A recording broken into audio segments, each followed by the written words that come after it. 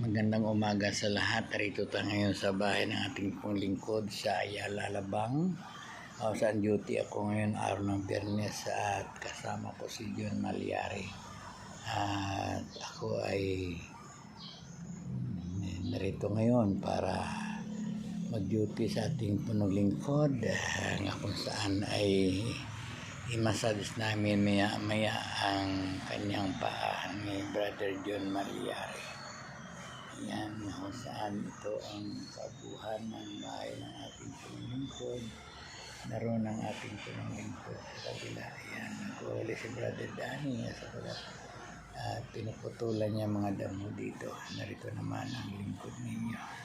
Salamat sa magang ito nga narito ang lingkod niyo, kung saan tayo ay dapat magpasalamat. Ito yung umaga, ginagamit tayo ng Panginoon para magising, ginagamit tayo para tayo ay pagpapalain. Salamat sa mga ito. Ako ay naniwala nga tayo natin ay pagpapalain.